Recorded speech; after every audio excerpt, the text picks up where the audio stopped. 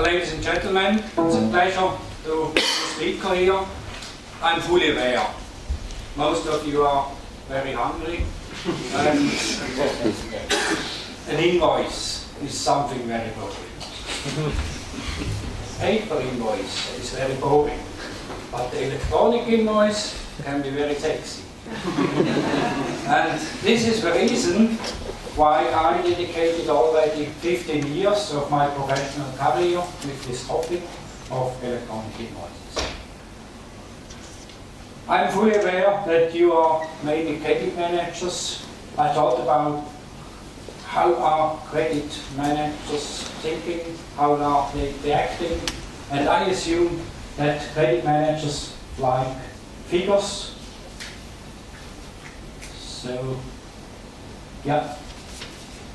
And the higher the figures are, the more motivated you could be afterwards.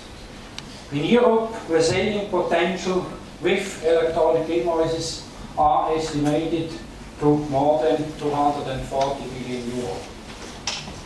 This is an estimation of the European Association of Corporate Treasurers. Maybe in your company, just 1 million or 500,000. Nevertheless, it could be worth to invest some time into this topic.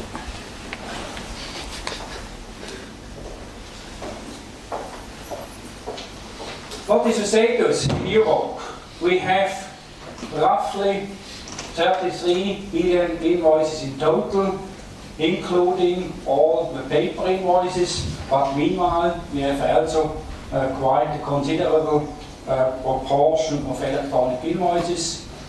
I have statistics, meanwhile historic data of 15 years, and I come to the conclusion that in the business-to-consumer segment 12% are electronically in the business-to-business, and business-to-government segment it could be as high as 18%. Of course, the vast majority is still paper-based, and there is a huge potential. What is exciting for me in this market, that is in the right-hand column, that are annual growth rates. Roughly 30% every year with the electronic volume increasing. And these growth rates are very, very sustainable. Why am I so sure that these growth rates are sustainable? We have the digital agenda of the European Commission. We have also intentions of all the enterprises to reduce the costs, and this mix ensures very, very steady growth rates of close to 30%. Do you already feel that growth rates? I assume that you represent larger enterprises. Is there any organization not yet receiving any kind of electronic invoices? Nobody wants to out himself. Now, fact is that larger companies in Europe, typically they either receive a few electronic invoices, even if they are PDF invoices, but in the best case, of course, structured data. But in many, many countries, of course, we have not yet the market penetration which we expect. How does the landscape look like? We have some innovative countries in Northern Europe. We have also some pioneers. I'm personally a Swiss, and I established an e-invoicing service already in the late 90s in the country, and we have Slovenia, which is also relatively ahead. Central Eastern Europe is close to 10%, with major differences, of course, from country to country, so the potential is still huge. What is the motivation for enterprises? What is the motivation for credit managers to go ahead with electronic invoices? I have summarized it in this chart. I think corporate finance can significantly be supported with invoices if they are in electronic format. Major objectives of enterprises are reduce costs, increase also the elasticity of the costs, and of course improve working capital. Let's go quickly through all these three topics, starting with the cost reduction. This is more or less also the summary what is possible with electronic invoicing. You see that the paper-based costs on the issue side can be €11.10. This is an average coming out from my own projects with my clients, coming also from different market surveys with CFOs, with credit managers, and on the bottom line you see what the costs could be with electronically and automated invoices. You will find completely different figures with other sources. If you consider, for example, the figures from Politecnico di Milano, they come to the conclusion that the full costs of paper-based invoices could be as high as €80, and with electronic invoices maybe €40. Same high figures are also issued from Helsinki School of Economics. It's always dependent what exactly do you consider. I have also seen on the other side business cases, some enterprises consider just, let me say, printing costs, enveloping, and the stamp cost, which is extremely narrow view. And that does not consider everything. You as credit managers, you are for sure convinced that other hidden costs or indirect costs should also be considered in such a comparison. This is more or less reflected in my chart, the chart for issuers and here the chart for recipients. If you are interested more in depth on process level, what exactly could be behind these costs, then you can get the free copy of my recent market report, and there I have described in detail what is behind these figures. Let's go to the next component, to the next objective of credit managers, increase elasticity of the costs. You can imagine, during 15 years I've seen many bad examples where costs are exactly the opposite of elastic. So many organizations, means enterprises as well as organizations from the public sector, they intend to reinvent everything. They think, yes, we receive 500,000 invoices per year. We are a big player. So we develop our own application. Then, in the second step, they realize that the technical development maybe is not a major issue, but the onboarding process, such an organization, they have 30,000 suppliers, or if it's an organization of the public sector, they have more than 100,000 suppliers. So onboarding is a major issue. Or all the legal clarification that are major issues. We are in the middle of a globalization. Means if you develop your own application, you have to cover with your application tax compliance of all trading parties who are anywhere in the world. Maybe in 30 or 40 different countries.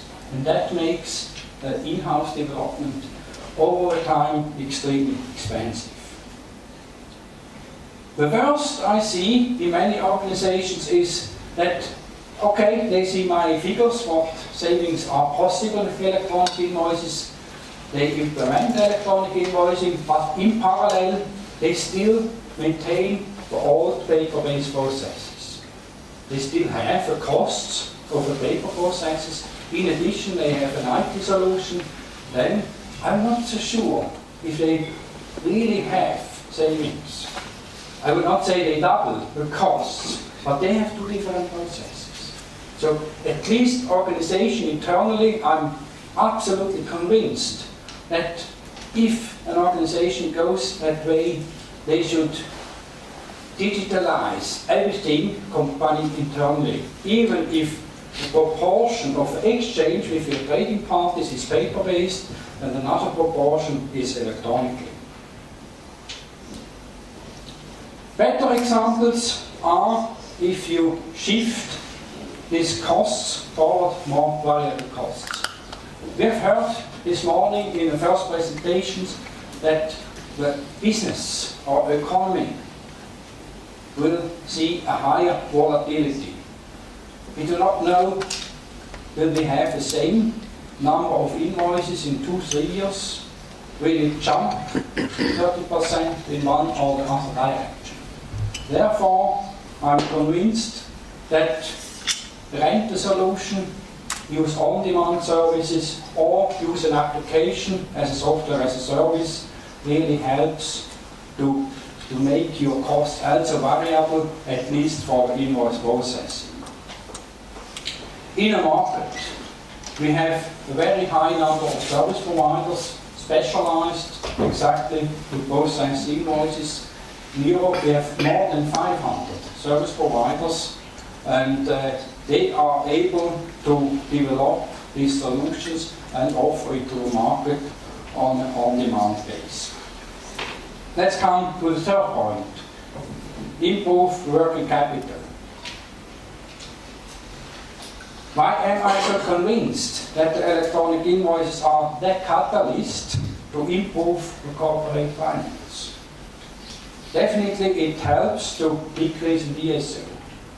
One of the reasons is that you launch such a project, quite often it's also combined with a centralization process. Means today in many organizations invoices arrive decentralized, they are sent directly to the cost center, and US credit manager, US CFO, we do not have a good overview which invoices or which amount of invoices is somewhere in a process within your organization. So electronic invoices dramatically increase the transparency. That helps you to make a better planning. I have a few more points, but for time management reasons I will jump over some of them. One major issue is the last bullet point, means organizations today have major challenge really to exploit, to offer discounts. In average, depends on account, it depends on organization, the invoice processing cycle on the recipient side is 23 to 25, maybe 27 days.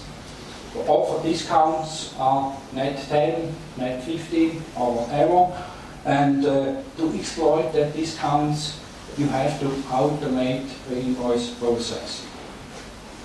My experience just recently also confirmed in one of my consulting mandates is that just the saving or just exploiting the offer discounts pay already the invoicing project, the implementation costs, plus the operation costs of the first year, at least. Therefore, I can just encourage you to do the next step relatively soon. Electronic invoices offer also new opportunities. This is a new buzzword. Maybe you have not heard too much of it. It's dynamic discounting. Means you as a supplier, for example, or you as a buyer, you want to improve your liquidity. You have too much cash or too less cash. With electronic invoices, you can dynamically offer discounts from one day to the next. You can invite your trading partner to use these discounts, and this will have a direct impact then to your liquidity. You yourself, you have it in your own hand to become very successful with electronic invoicing. Of course, the rest of the market has also some other stakeholders which have a major impact to market development. And I have listed here some key stakeholders. The market mainly is driven from large issuers, from large recipients, and they make the market for the last 10 years, I would say. Statistics tell me that companies with more than 500 employees, 90%, 85-90% already use electronic invoicing somehow, either as a recipient or as an issuer. Most of these electronic invoicing users, they have just an electronic share of 10-15%. They started almost 10 years ago, just 15% electronic share, so they become more and more creative. Means telco operator on the issuer side offers to its clients, for example, an incentive of 2 cinema tickets of 300 call minutes, and then another 10% of clients may be changed to electronic invoices. On the recipient side, it's so that you have maybe some pressure to your suppliers. Pressure is good, you achieve maybe 30-35%, not more. Next step, and the most efficient method, are the penalties. I have sufficient clients, it was not my recommendation, but they came themselves to ID, to charge absolutely 25% per invoice to suppliers resisting to send invoices electronically. And if the supplier gets the money of just the invoice amount minus 25 euro, you can imagine many suppliers will react and they change to electronic invoicing. But it's exactly what I mentioned during my introduction. Invoicing is not so interesting for many companies. I see so many companies where it's always priority number 5, never priority 1. And any person in an organization has really to take that lead, put it on priority list number 1, involve in average 7 departments. IT department, finance department, workflow people, archiving. It has to do in average with 7 departments. So it has to be a very powerful person, a very powerful project manager, really to implement such an electronic invoicing solution in an organization.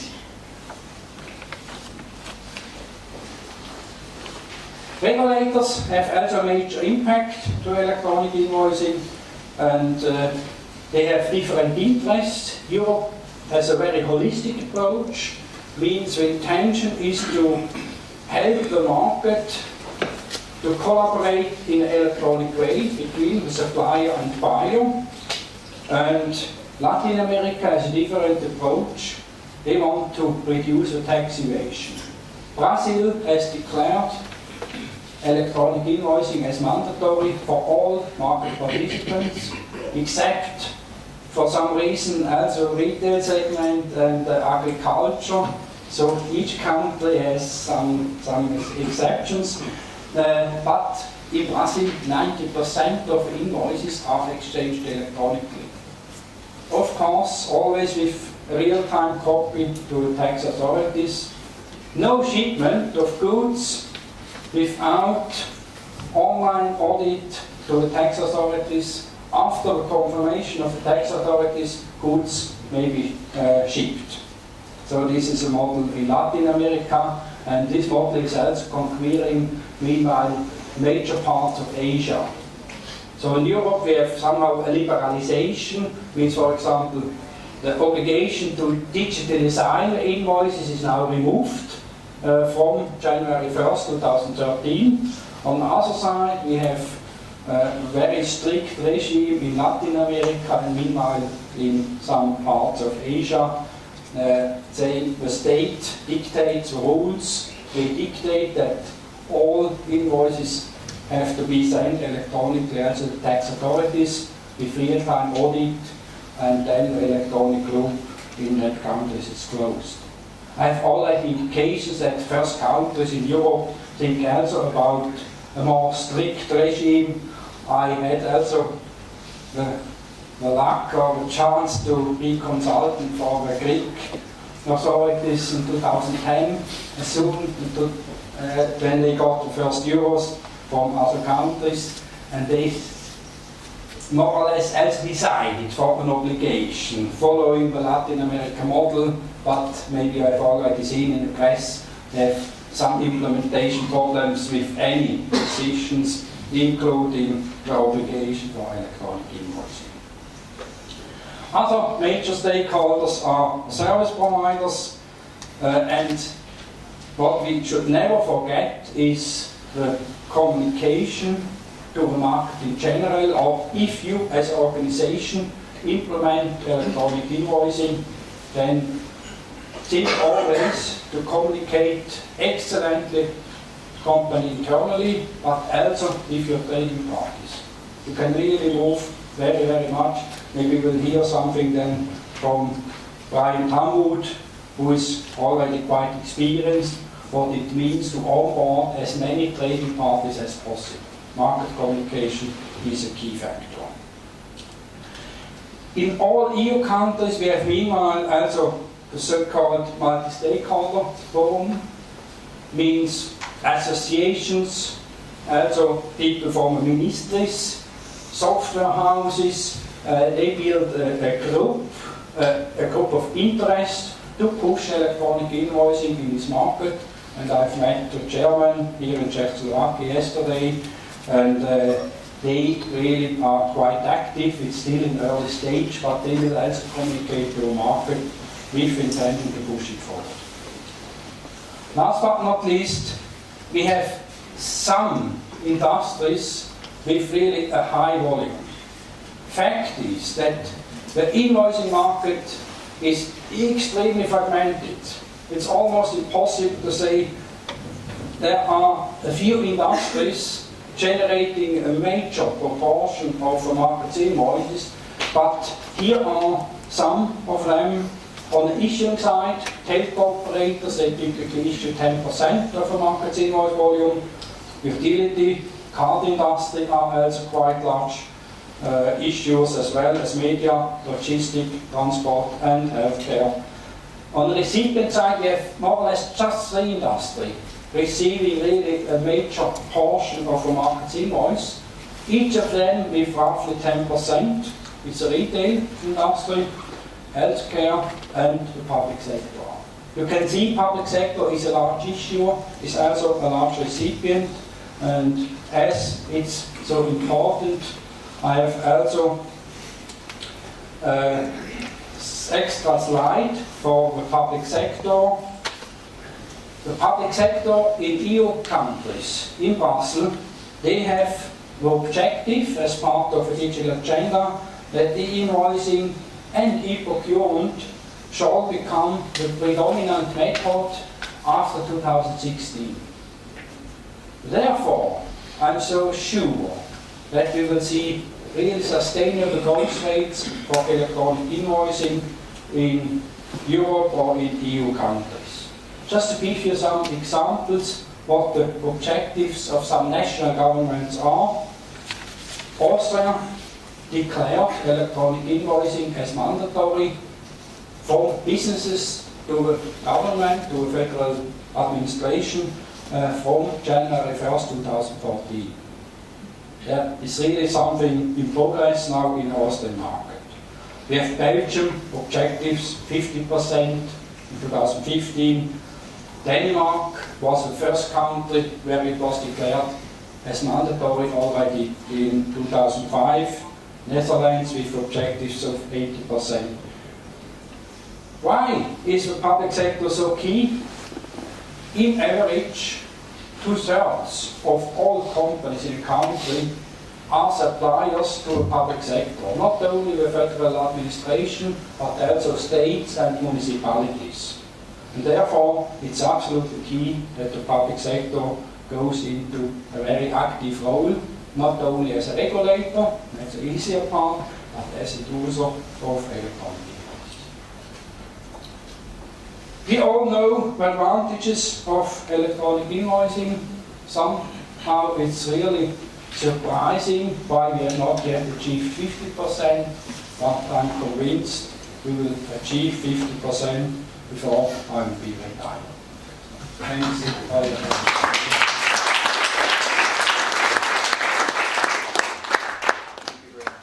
Does anybody have any questions? Yeah, I've got a question. Right.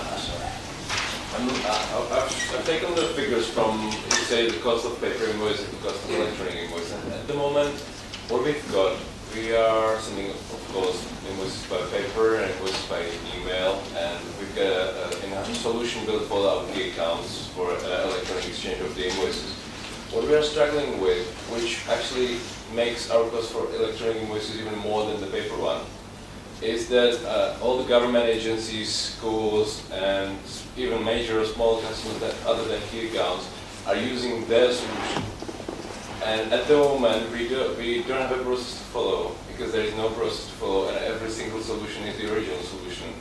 And actually, at the end of the process, when we issue the invoice, it costs us more to get the people who is following the, registering the invoices online, sending them to in various formats, various addresses, and it's actually cost more than when we send the paper invoice. So my question is, what do you think? I really think there are some standards, but not everybody is following them. So what's going to happen forward? What are the trends? Are you from Czech Republic? Yes. Yeah, okay. But we do sell to Europe and the US. Yes. So I discussed this also with Mr. Koch, who is chairman of this multi-stakeholder program.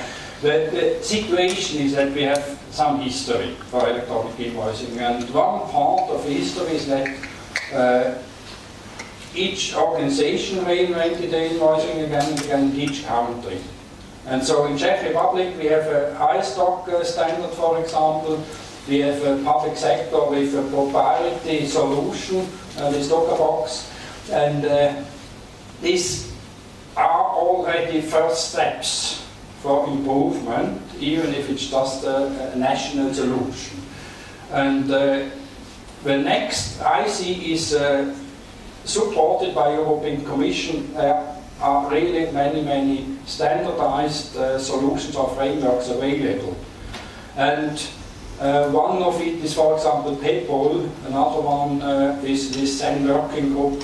We have also European Service Provider Association, and we are now in the middle of a process where on the European level the results or the definitions of these working groups are relatively harmonized. The challenge is now that all these EU member states, they have their national solutions, and they feel unsure should they jump now to a European framework, which is really highly standardized, or not. And of course it is their baby. They developed it in Czech Republic for many years. They do not want to give it up. And how I see the world is that in parallel we should already implement the European standards and to define a migration path. It's a painful process to plan to give up the past developments, and even the multi-stakeholder forum would have a role to go into the future. They have to give up parts of their developments. And I'm here also as an evangelist. I had yesterday 2 good talks. I had the same message, and even these 2 persons have to give up something, which is painful. But why should they give up in long term the past developments? We have less than 20% market penetration. More than 80% is ahead. So if we think very holistic, then we have to decide for the solution for the standard covering 80%. And this is a challenge. Human beings dislike changes. And there is some pressure necessary that change happens. Thank you. Thank you very much.